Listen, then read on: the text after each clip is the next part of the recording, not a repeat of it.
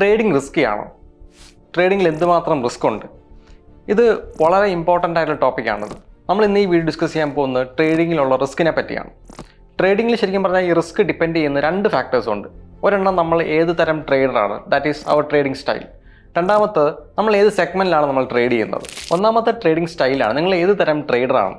അതായത് നിങ്ങൾ സ്കാൽപ്പറാണോ, BTST ട്രേഡറാണോ, സ്വിംഗ് ട്രേഡറാണോ, ഇൻട്രാഡേ ട്രേഡറാണോ, ഓർ ലോങ് ടേം ഇൻവെസ്റ്റർ ആണോ? ഇത് റിസ്കിൻ്റെ ഒരു ഭാഗം. രണ്ടാമത്തെ ഭാഗമാണ് സെഗ്മെൻറ്റ്. നമ്മൾ ഏത് സെഗ്മെൻറ്റിലാണ് നമ്മൾ ട്രേഡ് ചെയ്യുന്നത്, ആ സെഗ്മെൻറ്റ് അനുസരിച്ചിട്ടുള്ള റിസ്ക് വേണം നമ്മൾ എടുക്കാൻ. ഫോർ എക്സാമ്പിൾ, ഇപ്പോൾ നമ്മൾ ഇൻട്രാഡേയിലാണ് നമ്മൾ ട്രേഡ് ചെയ്യുന്നത്, ഇൻട്രാഡേയിൽ ഇക്വിറ്റിയാണ് നമ്മൾ ട്രേഡ് ചെയ്യുന്നത്. എന്നാൽ നമ്മൾ ഓരോ ട്രേഡിനും നമ്മൾ റിസ്ക് ചെയ്യുന്നത് അറൗണ്ട് 1% ഓഫ് ക്യാപിറ്റലാണ്. അത് സ്വിങ്ങിലേക്ക് വരുമ്പോൾ അറൗണ്ട് വരുന്നത് 5 to 6% പെർ സ്റ്റോക്ക് വരും. ഓപ്ഷൻസിലേക്ക് വരുമ്പോൾ around 10 to 15% of diploid capital വരും. ലോങ് ടേമിലേക്കാണ് വരുന്നതെങ്കിൽ അവിടെ വരുന്നത് നമ്മുടെ ക്യാപിറ്റലാണ് നമ്മുടെ റിസ്ക്. നമ്മൾ ഈ പറഞ്ഞ കാൽക്കുലേഷൻസിൽ നമുക്ക് ട്രേഡ് ചെയ്യണമെങ്കിൽ നമുക്ക് പ്രോപ്പർ എഡ്യൂക്കേഷൻ വേണം, പ്രോപ്പർ റിസ്ക് മാനേജ്മെൻറ്റ് വേണം, ആൻഡ് പ്രോപ്പർ സ്ട്രാറ്റജി വേണം.